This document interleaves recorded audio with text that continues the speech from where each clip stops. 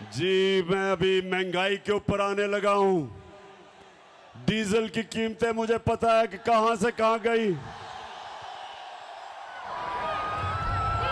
जब हमारी हुकूमत को साजिश के तहत हटाया गया तो 150 रुपया लीटर पे पेट्रोल था और 145 रुपए पे 1 लीटर फजल रहमान था।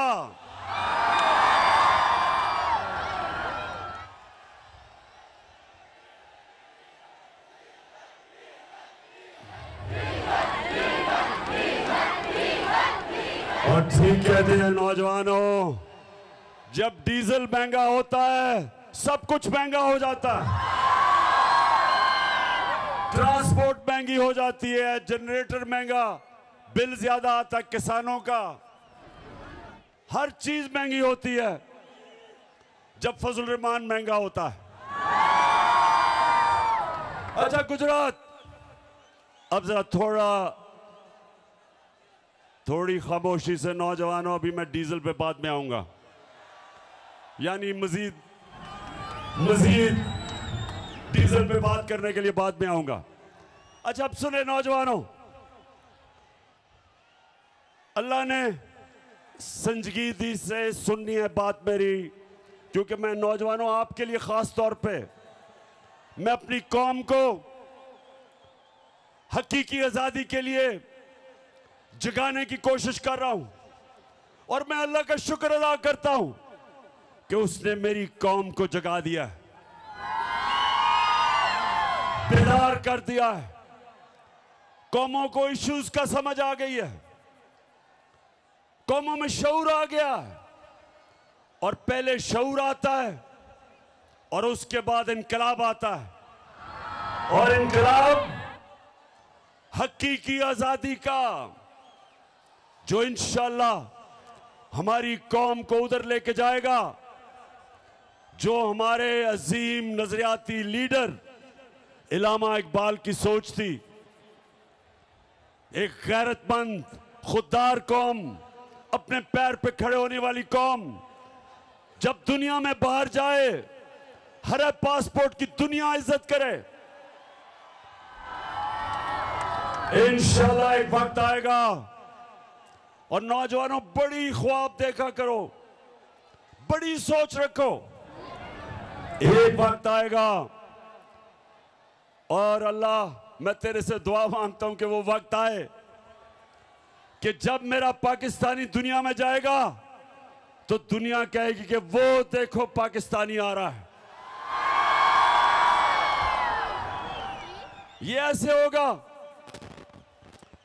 और नौजवानों सुनो मेरी बात, इंसान वो बड़े काम करता है जो बड़ी ख्वाब देखता है।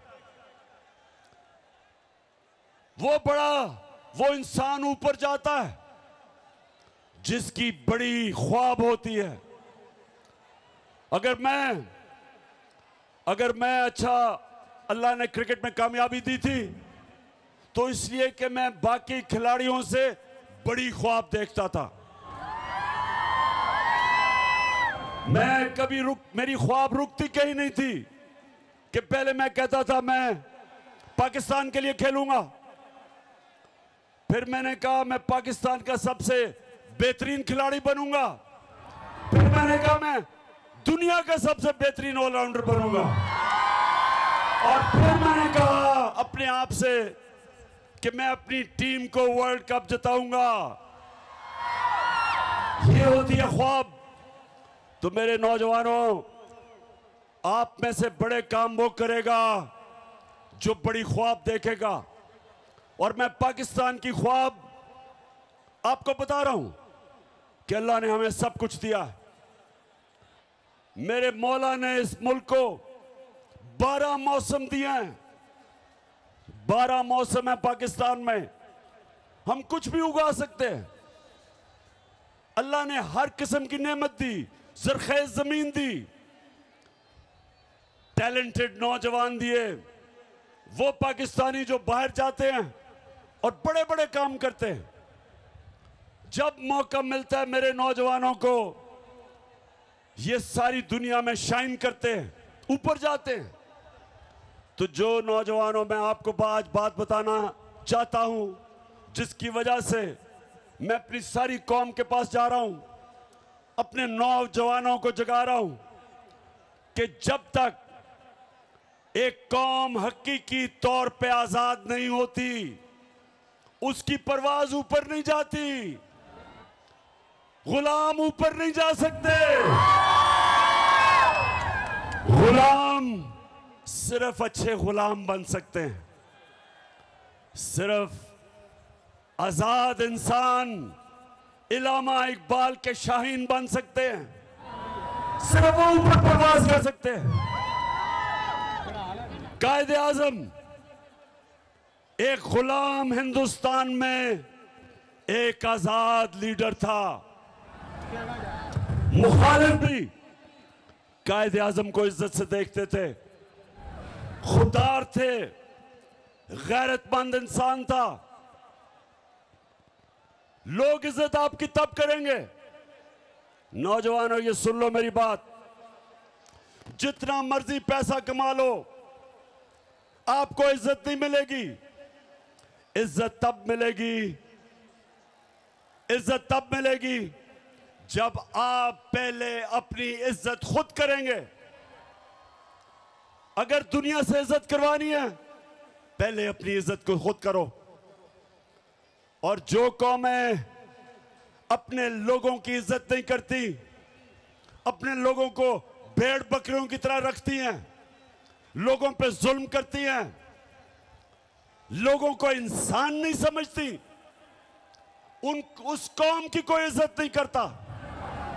इसलिए मेरे पाकिस्तान के नौजवानों, हमने सबसे पहले अपनी कौम को हकीकी तौर पे आजाद करना है। हमने अपने लोगों को हकूक देने हैं, इंसाफ देने हैं, और इंसाफ दे के लोगों को आजाद करना है, क्योंकि इंसाफ इंसानों को आजाद करता है। तो मैं सबसे पहले मैं नौजवानों जरा गौर से सुने कि क्यों हमारे हरे पासपोर्ट की इज्जत नहीं होती, क्योंकि हम अपनी इज्जत नहीं करते। और अगर आपने देखना है कि हमारी इज्जत क्यों नहीं होती, तो चेरी ब्लॉसम शहबाज शरीफ को जरा यहां मुलाहिजा फरमाएं। जरा देखें कि जब मुल्क का सरबराह ऐसी बातें करता है तो उस कौम की कौन इज्जत करेगा। मैं सऊदी अरब से होके आया हूं, मैं यूएई के होके, अभी मैं तुर्की होके आया हूं, और मैंने उन भाइयों को कहा कि आप हमारे बड़े अजीम भाई हैं, हमेशा आपने हमारी मदद की।